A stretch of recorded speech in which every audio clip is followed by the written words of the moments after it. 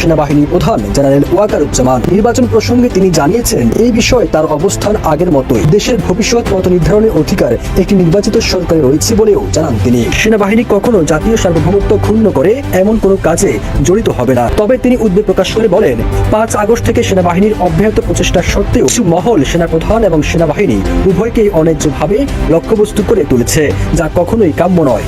আমাদের মধ্যে মতের বিরোধ থাকতে পারে, চিন্তা চেতনার বিরোধ থাকতে পারে, দিন শেষে যেন আমরা সবাই দেশ এবং জাতির দিকে খেয়াল করে আমরা যেন এক থাকতে পারি। ওয়াকার একা, বড় একা ওয়াকারের পাশে কেউ নেই। যে সেনাবাহিনীর যেই অপতৎপরতা, দেশ বিরোধী, রাষ্ট্র বিরোধী, ভারতের পক্ষে, শেখ হাসিনার পক্ষে তাদের যে অবস্থান, ডক্টর ইউনূসের সরকারকে বারবার বিতর্কিত করতে নানান অসহযোগিতামূলক যে কার্যকলাপ তারা করে যাচ্ছে, সেটা আজকে একটা গুরুত্বপূর্ণ খবর দেখলাম আর কি, যেটা মাননীয় প্রধান বিচারপতির সাথে আমাদের মাননীয় সেনাপ্রধানের একটা বৈঠক হয়ে। আসসালামু আলাইকুম প্রিয় দর্শক শ্রোতা মণ্ডলী, আজকের ভিডিওটা অত্যন্ত গুরুত্বপূর্ণ এবং ইম্পর্টেন্ট ভিডিও।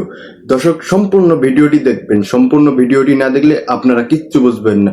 খুবই গুরুত্বপূর্ণ এবং অন্তত ইম্পর্টেন্ট ভিডিও নিয়ে হাজির হয়েছি আপনাদের মাঝে। প্রিয় দর্শক, সম্মানিত বন্ধুগণ, দর্শক ও শ্রোতা মণ্ডলী, সারা দেশ জুড়ে খুবই জোরালোভাবে আলোচনা এবং সমালোচনা চলছে। দেশের জরুরি অবস্থা জারি হতে পারে, সেনাপ্রধান দেশের ক্ষমতা নিতে পারে এবং যে কোনো মতে সেনা চালু হতে পারে, সেনাপ্রধান হাত ধরেই শেখ হাসিনা এবং আসতে পারে। এ ধরনের আলোচনা সমালোচনা রাজনীতির মাঠে খুবই জোরালোভাবে চলছে এবং সেনাপ্রধান ডক্টর ইউনূসকে ক্ষমতা থেকে নামিয়ে নিজে ক্ষমতা দখল করতে পারে। যখন প্রধান উপদেষ্টা সাথে সেনাপ্রধান সাক্ষাৎ করে এবং প্রধান উপদেষ্টাকে সেনাপ্রধান আশ্বাস দিয়েছে যে দেশে বর্তমান যে গুজব চলছে এগুলোর সাথে সেনাপ্রধান একমত নয়, সেনাপ্রধান ক্ষমতা নিবে না, এমনটাই আশ্বাস দিয়েছে ডক্টর ইউনূসকে। এবং সামনে যে অন্তর্বর্তী সরকারের প্রধান উপদেষ্টা ডক্টর মোহাম্মদ ইউনূস, ওনার সাথে দেখা করে সেনাপ্রধান বলেছে সামনে ফেব্রুয়ারিতে যে নির্বাচন হচ্ছে এটা সম্পূর্ণ একটি সুষ্ঠু নির্বাচন উপহার দিব বাংলাদেশে, এমনটাই আশ্বাস দিয়েছে সেনাপ্রধান। দর্শক,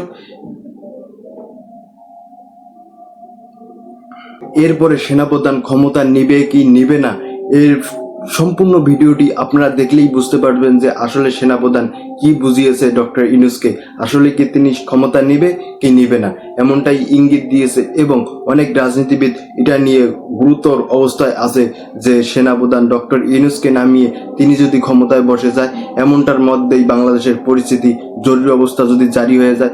যে কারণে আজকের ভিডিওটা অত্যন্ত গুরুত্বপূর্ণ একটি ভিডিও। দর্শক, যারা এখনো চ্যানেলটি সাবস্ক্রাইব করেন নাই অবশ্যই চ্যানেলটি সাবস্ক্রাইব করবেন এবং চলুন দেখে আসি সেনাপ্রধান কি বলতেছে। সেনাবাহিনী প্রধান জেনারেল ওয়াকারুজ্জামান নির্বাচন প্রসঙ্গে তিনি জানিয়েছেন, এই বিষয়ে তার অবস্থান আগের মতোই। দেশের ভবিষ্যৎ মত নির্ধারণের অধিকার একটি নির্বাচিত সরকারে রয়েছে বলেও জানান তিনি। ঢাকা সেনানিবাসের সেনা প্রাঙ্গণে অফিসার্স অ্যাড্রেসে সেনাপ্রধান তার বক্তব্যে বেশ কিছু প্রসঙ্গ উল্লেখ করেন। এ সময় তিনি নির্বাচন ছাড়াও মানবিক করিডর, বন্দর, মব ভায়োলেন্স সংস্কার সহ সমসাময়িক বিভিন্ন বিষয় নিয়ে কথা বলেন। সেখানে উপস্থিত সেনাবাহিনীর বিভিন্ন পর্যায়ের একাধিক কর্মকর্তার বরাতে দেশের বিভিন্ন গণমাধ্যমের প্রতিবেদনে এসব তথ্য প্রকাশ পায়। অনুষ্ঠানে সেনাপ্রধান বলেন, মিয়ানমার ও রাখাইন রাজ্যের জন্য একটি মানবিক করিডর প্রতিষ্ঠার মতো সংবেদনশীল এবং উচ্চ ঝুঁকিপূর্ণ সিদ্ধান্ত নির্বাচিত সরকারের কাছ থেকে আসা উচিত। এখানে জাতীয় স্বার্থ আগে দেখতে হবে, যাই করা হোক না কেন ঐক্যমতের মাধ্যমে সেটা হতে হবে। সেনাবাহিনী কখনো জাতীয় সার্বভৌমত্ব ক্ষুণ্ণ করে এমন কোনো কাজে জড়িত হবে না এবং অন্যদেরও তা করতে দেবে না বলেও কঠোর বার্তা দেন তিনি। আপনারা যদি নিজেদের মধ্যে ভেদাভেদ বলে একসাথে কাজ না করতে পারেন, নিজেরা যদি কাদা ছড়াছড়ি করেন, মারামারি কাটাকাটি করেন, এই দেশ এবং জাতির স্বাধীনতা সার্বভৌমত্ব বিপন্ন হবে। জাতীয় রক্ষা সশস্ত্র বাহিনীর সেবা এবং অঙ্গীকারের প্রশংসা করেন জেনারেল ওয়াকারুজ্জামান। তবে তিনি উদ্বেগ প্রকাশ করে বলেন, 5 আগস্ট থেকে সেনাবাহিনীর অব্যাহত প্রচেষ্টা সত্ত্বেও কিছু মহল সেনাপ্রধান এবং সেনাবাহিনী উভয়কেই অন্যায্যভাবে লক্ষ্যবস্তু করে তুলেছে, যা কখনোই কাম্য নয়। আমাদের মধ্যে মতের বিরোধ থাকতে পারে, চিন্তা চেতনার বিরোধ থাকতে পারে, দিন শেষে যেন আমরা সবাই দেশ এবং জাতির দিকে খেয়াল করে আমরা যেন এক থাকতে পারি। মব ভায়োলেন্স বা উশৃঙ্খল জনতার সংঘবদ্ধ বিশৃঙ্খলা বা আক্রমণের বিরুদ্ধেও কঠোর বার্তা দিয়েছেন জেনারেল ওয়াকারুজ্জামান। তিনি বলেন, আইন শৃঙ্খলা পরিস্থিতি নিয়ে সেনাবাহিনী এখনো আরো কঠোর অবস্থানে যাচ্ছে। সংঘবদ্ধ জনতার নামে বিশৃঙ্খলা বা সহিংসতা আর সহ্য করা হবে না বলেও সতর্ক করেন সেনাপ্রধান। যদি কেউ অপরাধ করে থাকে সেটার জন্য কোনো ছাড় হবে না, বিন্দু মাত্র ছাড় নাই, আমি আপনাদের পরিষ্কার করে দিচ্ছি। চট্টগ্রাম বন্দরে নিউ মুরিং কন্টেইনার টার্মিনাল পরিচালনার দায়িত্ব বিদেশিদের হাতে দেওয়া নিয়ে সাম্প্রতিক আলোচনা ও বিতর্কের বিষয় সেনাপ্রধান বলেন, এখানে স্থানীয় মানুষ ও রাজনৈতিক নেতাদের মতামত প্রয়োজন হবে। রাজনৈতিক সরকারের মাধ্যমে এ ধরনের সিদ্ধান্ত নেওয়া উচিত।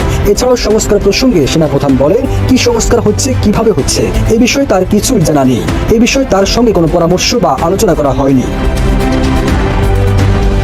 সব পর্যায়ে সেনা সদস্যদের নিরপেক্ষ থাকার এবং ভবিষ্যতে নির্বাচনী দায়িত্ব সততা ও নিষ্ঠার সঙ্গে পালনের নির্দেশ দেন সেনাপ্রধান। তিনি বলেন, অন্তর্বর্তী সরকারকে আমরা সহযোগিতা করছি, সামনেও সহযোগিতা করে যাব।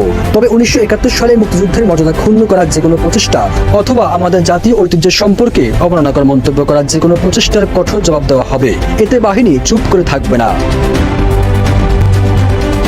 ঐক্যের গুরুত্ব পুনর্ব্যক্ত করে জেনারেল ওয়াকার সেনাবাহিনী, নৌবাহিনী এবং বিমান বাহিনীর মধ্যে ঐক্যের আহ্বান জানান। এ সময় তিনি বলেন, আমরা একটি সুশৃঙ্খল বাহিনী, সব অবস্থাতেই আমাদের ঐক্য বজায় রাখতে হবে। বাংলাদেশের সশস্ত্র বাহিনীর সদস্যরা বর্তমান অন্তর্বর্তী সরকারকে সমর্থন করছে না এবং তারা দেশের রাজনীতিতে সরাসরি অবস্থান গ্রহণ করেছে। সেই সাথে তারা সরকারের কর্মকাণ্ডেও অসন্তুষ্ট। সম্প্রতি এসব দাবি করে সশস্ত্র বাহিনীর সৈনিক ও জুনিয়র অফিসারদের নামে একটি বিবৃতি সামাজিক মাধ্যমে ঘুরে বেড়াচ্ছে। ওই বিবৃতির প্রেক্ষিতে এবার আনুষ্ঠানিকভাবে প্রতিক্রিয়া জানিয়েছে বাংলাদেশ সেনাবাহিনী। বিস্তারিত আরিফ হাসানের প্রতিবেদনে। সামাজিক যোগাযোগ মাধ্যমে বাংলাদেশ সেনাবাহিনী, নৌবাহিনী ও বিমান বাহিনীর সৈনিক ও জুনিয়র অফিসারদের নামে একটি বিবৃতি ঘুরে বেড়াচ্ছে, যা নিয়ে নতুন করে অস্থিরতা সৃষ্টি হয়েছে গোটা দেশ জুড়ে।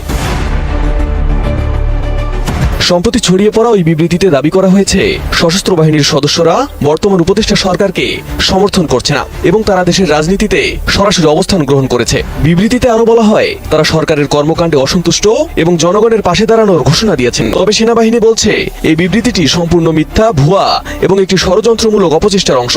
সেসব দাবি সরাসরি অস্বীকার করে শুক্রবার বাংলাদেশ সেনাবাহিনীর অফিসিয়াল ফেসবুক পেজ থেকে একটি বিবৃতি দিয়েছে বাংলাদেশ সেনাবাহিনী।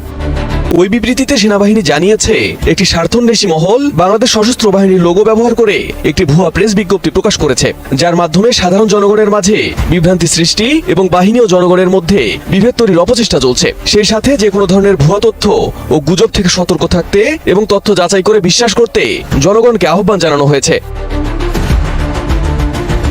এর আগে সেনাবাহিনীর পক্ষ থেকে একাধিকবার স্পষ্ট করে বলা হয়েছে, বাংলাদেশ সেনাবাহিনী দেশের স্বাধীনতা ও সার্বভৌমত্ব রক্ষায় প্রতিশ্রুতিবদ্ধ এবং সংবিধান অনুযায়ী নিরপেক্ষভাবে দায়িত্ব পালন করতে ব্রত এবং দেশের রাজনীতিতে সেনাবাহিনীর কোনো হস্তক্ষেপ নেই। বিশ্লেষকরা মনে করছেন, সেনাবাহিনী সম্পর্কে এ ধরনের গুজব ছড়িয়ে দেশে অস্থিরতা সৃষ্টির অপচেষ্টা করা হচ্ছে, যা জাতীয় নিরাপত্তার জন্য হুমকি হতে পারে। এ ধরনের কর্মকাণ্ডে জড়িতদের চিহ্নিত করে যথাযথ আইনানুগ ব্যবস্থা গ্রহণের আহ্বান জানিয়েছেন তারা। এদিকে আইএসপিআর এর লোগো ব্যবহৃত ওই বিবৃতিটি প্রকাশে আসার পরপরই সেটিকে ভুয়া বলে আখ্যায়িত করেছেন আল জাজিরার অনুসন্ধানী সাংবাদিক জুলকারনাইন সায়ের। তিনি এটিকে ক্ষমতাচ্যুত আওয়ামী লীগের অপপ্রচারের অংশ বলে দাবি করেছেন। সেই সাথে উল্লেখ করেছেন, সামরিক বাহিনীর সাধারণ সদস্য ও কর্মকর্তারা কখনোই যৌথভাবে এ ধরনের চিঠি প্রকাশ করবে না। আজকে একটা গুরুত্বপূর্ণ খবর দেখলাম আর কি, যেটা মানে এখন অনলাইনে সোশ্যাল মিডিয়াতে বেশ গসিপ, আলোচনা সমালোচনার জন্ম দিয়েছে। সেটা হচ্ছে মাননীয় প্রধান বিচারপতির সাথে আমাদের মাননীয় সেনাপ্রধানের একটা বৈঠক হয়েছে চিফ জাস্টিসের ব্যক্তিগত গুলশানের যে বাসায়, সেখানে আর কি। তো এইটা একটা হইল প্রোটোকলের ব্যাপার, প্রধান বিচারপতির সাথে সেনাপ্রধান। সম্পূর্ণ ভিডিওটি দেখেছেন, অবশ্যই বুঝতে পারছেন যে সেনাপ্রধান কি আসলেই ক্ষমতা নিবে কি নিবে না এবং নির্বাচনের জন্য কতটুকু ভূমিকা পালন করবে সেনাপ্রধান। অবশ্যই আপনাদের গুরুত্বপূর্ণ মন্তব্যটি কমেন্টে লিখবেন। আর এখনো যারা চ্যানেলটি সাবস্ক্রাইব করেননি, অবশ্যই চ্যানেলটি সাবস্ক্রাইব করবেন এবং আপনাদের সাথে আবার দেখা হচ্ছে আমার পরবর্তী কোনো এক ভিডিওতে। আল্লাহ হাফেজ।